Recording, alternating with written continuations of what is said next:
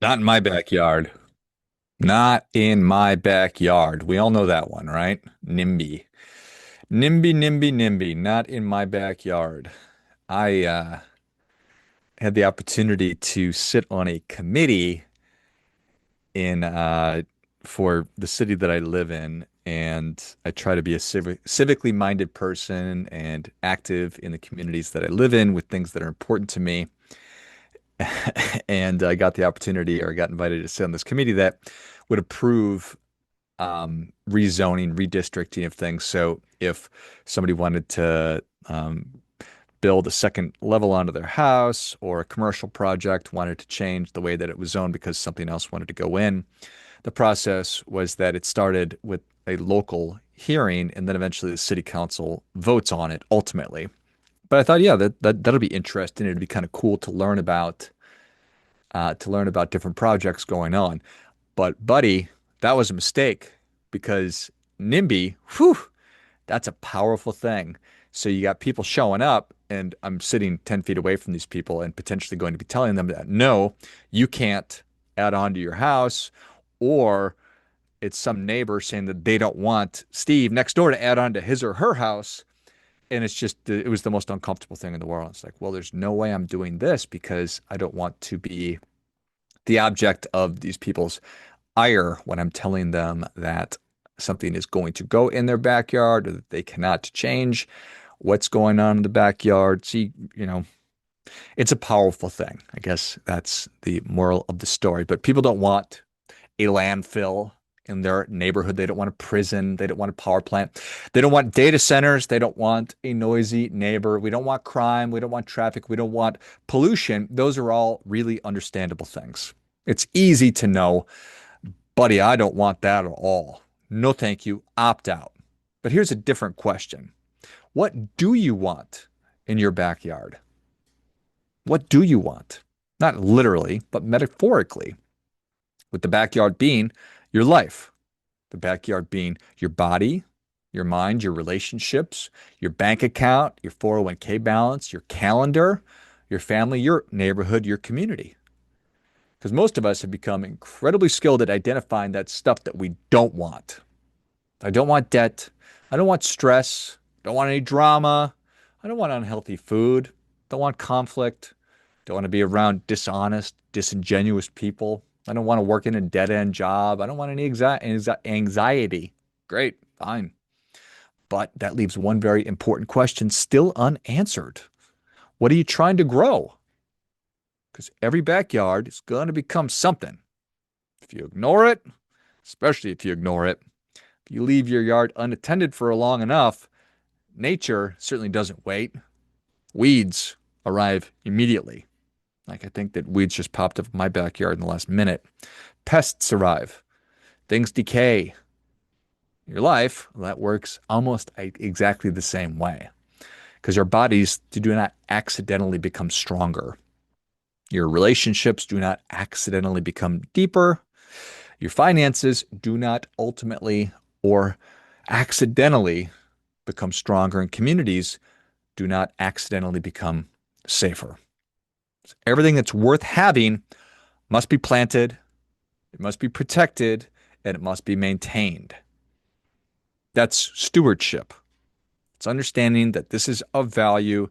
And if it is of value, it requires attention. It requires people touching it, doing the things that are required to keep the thing moving. So the question isn't simply, what are you keeping out? It's what are you intentionally bringing and inviting in? Maybe it's more honesty, some more discipline, some curiosity, some patience, some grace to other people, generosity, strength, faith, friendship, a little bit of financial margin, some physical vitality and more energy, a home where people feel safe, a neighborhood where kids can play, family that eats dinner together, even if it's once a week, bank account that provides freedom, peace of mind instead of stress and anxiety, a body capable of reaching down and picking up a grandchild or a child, a mind that isn't completely directed by an algorithm, a spirit that's grounded in purpose. Those are all things that are of value and do not happen by accident. They are and must be cultivated. And cultivation that requires choice. What are you going to water? What are you going to prune? What are you going to fertilize? What are you going to yank up by the root before it spreads? Because the truth is this. Every time you say yes, you are planting something. Every time you say no, you are protecting something. Every habit, well, that's going to become your tomorrow's landscape. So spend less time thinking about what shouldn't be in your backyard, and maybe a little bit more time on deciding what absolutely must be in your backyard. Because eventually your life becomes whatever you've been cultivating. You are what you eat. You are what you think. You are how you spend your money, how you invest your money. Got to be intentional. We have to plant wisely. We have to tend to it daily. Does this seem obvious? It's fairly obvious, but we need to be reminded more than we need to be instructed. Not in my backyard. It is easier to think about and identify stuff that I don't want versus stuff that I do want.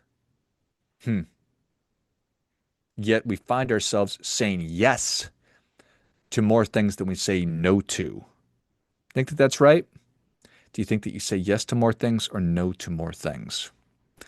As I'm so fond of talking about, there's no solutions, there's only trade-offs. And every time you say yes to one thing, you're saying no to everything else. Saying no to one thing leaves the universe of options available to you, but we just have to make decisions on what it is that you do want in your backyard. Of course, certain stuff you got to keep out of your backyard, but what do we do? What do we want in our backyard? And as I say that, it's such an interesting thing because I don't think that we're being honest actors, or certainly there are people within our country and within each city and probably within each one of us who's being dishonest with ourselves about what it is that we really do want and what we don't want. Because I just can't imagine. I can't imagine that anybody would really want to not enforce the rule of law. Yet here we are with lots of bad things going on in cities and schools not being very good, and just our kids in many cities in America, if not every city in America, it's not safe to have them walk home from school. So I can't imagine that we want that. Yet here we are. We have that. So I do want clean streets. I don't want criminal elements running amok. I do want safe schools. I don't want to have to worry about my kids while they're at school. That seems obvious. Yet we're not necessarily making choices based on what seems very obvious, what seems very common sense. And maybe that's a stupid term also. So that's what the opportunity is to really sit down and think this all the way through, to think deeply about it, and to say that you want clean streets and safe streets and the rule of law, that doesn't make you a non-compassionate, a non-compassionate person. It doesn't make you a bad person. Because the reality is that you get what you tolerate. And when we're tolerating bad, inappropriate behavior, when we're tolerating abuse, when we're tolerating people stealing, people abusing us, that's what we're going to get. We're going to get more of it. See how many cliches I can fit in here. And then the chickens come home to roost. And then all of a sudden you're like, whoa, this got pretty bad pretty quick. But then you realize that no, it got pretty bad really slowly over time. Because regular human beings like you and I decided to not be good stewards of what we want in our backyard. We have not been intentional about enforcing. Maybe the first step is just understanding what is it that I want in my backyard, and then ensuring and making sure that we are advocating for that and that we're demanding that that's what happens. And we're holding people accountable when it doesn't happen. Hmm. What do you think? I think that it's pretty obvious, but hard. And I know how busy everybody is. And I think that we're at a point where if we do not grab a hold of the wheel, that will keep getting strained further away from where it is that we really want to go. And we don't want to lose the script any more than we already have. So what do you want in your backyard? What do you want for your physical health, your mental health, your emotional health? What do you want for your personal finances and your career? What do you want for your relationships? What do you want for your actual backyard, for your community, for your friends, for your network? What would a great life look like?